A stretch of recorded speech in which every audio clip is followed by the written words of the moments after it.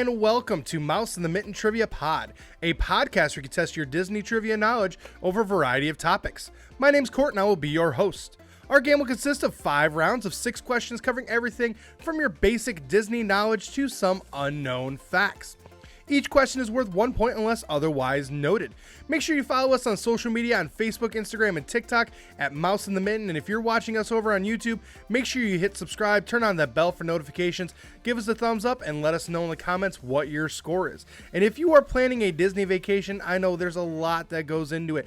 And if you need a little bit of help, feel free to reach out to me. You can email me at mouseinthemitten@gmail.com and I can get you all set, all taken care of, and make sure your vacation is absolutely amazing. Well, continuing on with the trend we've had these last few weeks here, round 1 is going to be dedicated to an anniversary of one of the parks. In this case, it's the 35th anniversary of Hollywood Studios. We have reached the 35th anniversary of Hollywood Studios opening on May 1st, 1989. And so this whole round is dedicated to Hollywood Studios and everything that has been since then. So let's get started with question number 1. What was the original name of Hollywood Studios?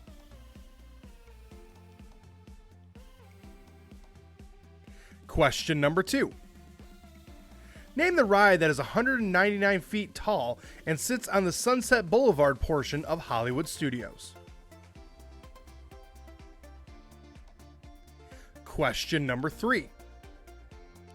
What Hollywood landmark is at the end of Hollywood Boulevard and is part of the animated courtyard? Question number 4.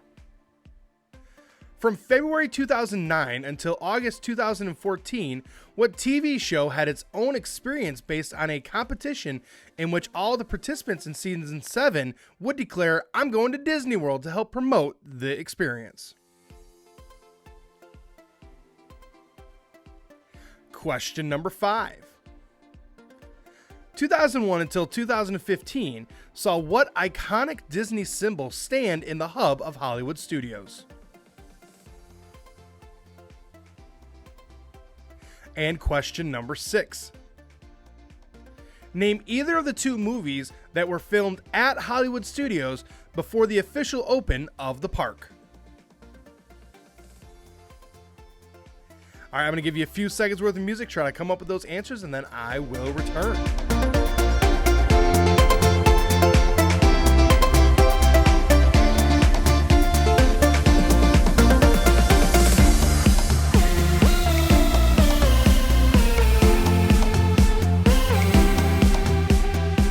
All right, let's get you some answers here on Hollywood Studios. So question number 1. What was the original name of Hollywood Studios? Well, that was Disney MGM Studios. Now, that was a partnership that Disney had at the time with MGM, and it was a real actual studio, as we found out in question number 6, in which they actually were making movies there, everything else like that. Since then, it's changed a little bit, in my mind, for the better. Question number 2. Name the ride that is 199 feet tall and sits on the Sunset Boulevard portion of Hollywood Studios.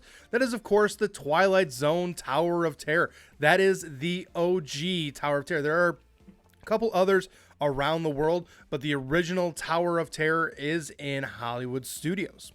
Question number 3. What Hollywood landmark is at the end of Hollywood Boulevard and is part of the animated courtyard? That is the Chinese Theater. That's where the Great Movie Ride was.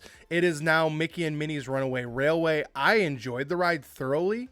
I personally loved it, but from what I've been told, the Great Movie Ride was fantastic as well. Wish I could have seen it. Question number 4.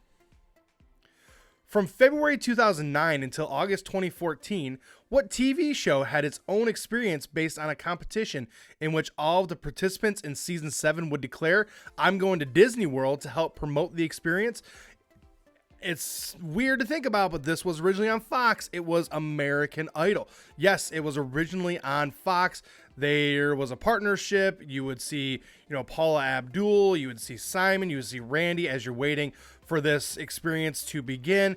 And in August of 2015, it closed, 2014, I'm sorry, closed down. And now that's where the Frozen Ever After show is at. So, in my opinion, an upgrade. Question number 5.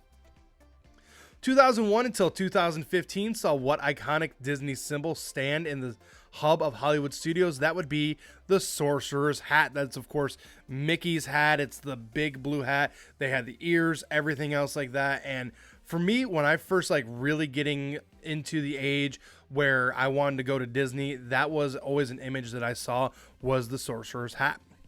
And then last but not least, question number 6. Name either the 2 movies that were filmed at Hollywood Studios before the official open of the park. To get the point there, you would have had to say either Ernest Saves Christmas or Newsies. Probably Newsies is the one that you've probably heard of, probably seen a little bit more frequently. But yeah, both of those movies were filmed in Hollywood Studios before it officially opened. Because like I said, the original idea was that this was a working movie set. There was an area in which they would actually be filming movies. They would take tours through there, everything else like that. So yeah, Ernest Saves Christmas and Newsies were filmed before Hollywood Studios opened. But one of my favorite parks, I'm a big Star Wars fan. We'll talk more about that later. But big Star Wars fan, love the Galaxy's Edge area, love the Toy Story area now as well, and just a great overall park with so many rides and just so much fun. Continuing on now into round number 2. Round number 2 is our fast facts round. That means that this round is filled with simple questions that have simple answers.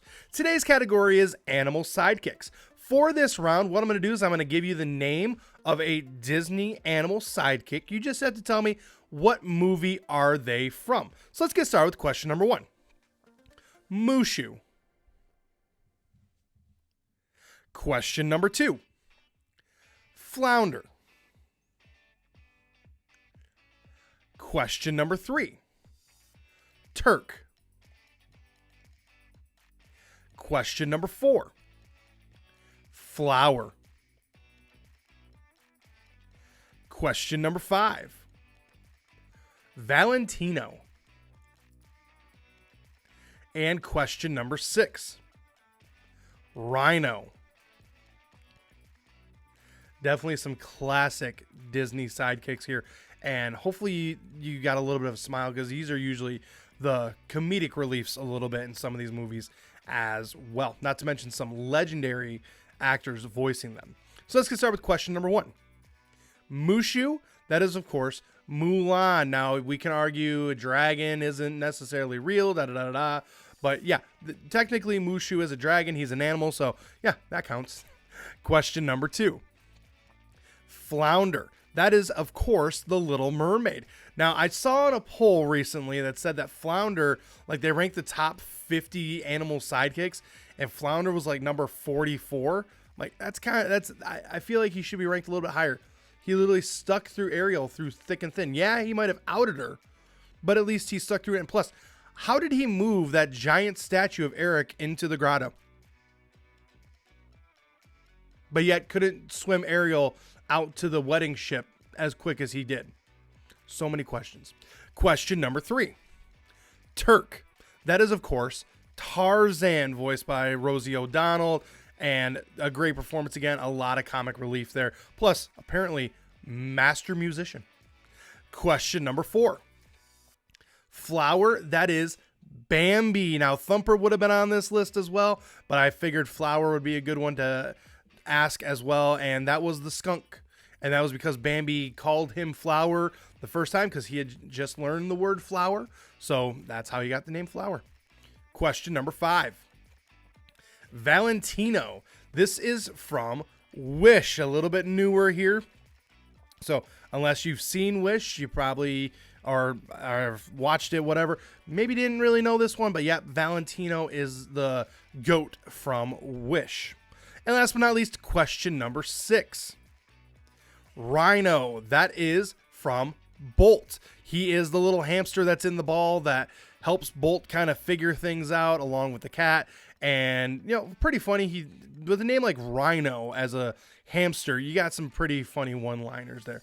But again, animal sidekicks, they are a key piece to Disney, and you'll probably see this round come around again. Continuing on now to round number 3. Round number 3 is our connections that make contact. For this round, I'm going to ask you 5 questions that may or may not be Disney related. But the answers do relate somehow through Disney, and that's question number 6. So first 5 questions may or may not be Disney related, but the 6th question is what is the connection between those answers, and there is a Disney connection. So let's get started with question number 1. By definition, what is the center of a target in a sport such as archery or darts known as? Question number 2. What is a Latin word used to describe the largest or the greatest amounts of an item and is a name used since Roman times?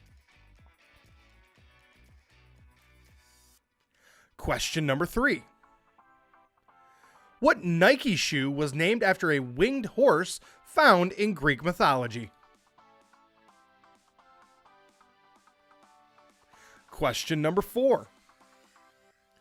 The tendon that attaches your calf muscle to your heel is known by what name? Question number 5. What 4-letter word is used when talking about a male deer? And question number 6 is what is the connection between those answers? I'm going to give you a few seconds worth of music, trying to make that connection. I will give you a hint. There's a tie-in to an event this week as well. But I'm going to give you a few seconds worth of music, try to come up with those answers, and then I will return.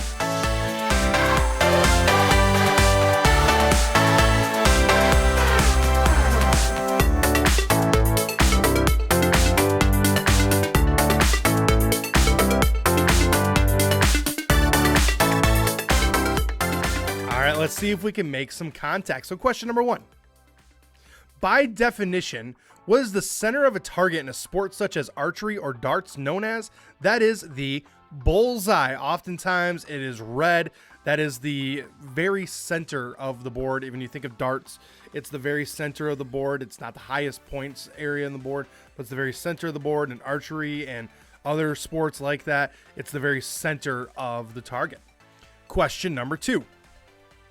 What is a Latin word used to describe the largest or the greatest amount of an item and is used as a name since Roman times? That is Maximus. Now, if you said Maxwell or some other form of Max, okay, you can give yourself the point.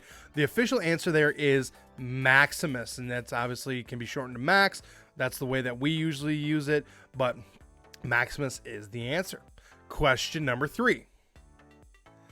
What Nike shoe was named after a winged horse found in Greek mythology? That is the Pegasus. Now, I used to wear Pegasus when I ran. I would wear Nike Pegasus, but then they changed the design and the toe box got really narrow, and then it just wasn't a good fit for me anymore. But those were my go-to running shoes for a while, and I know for a fact there are still a lot of people that love them, and they work really well, and Nike makes a good shoe. That's an example of one.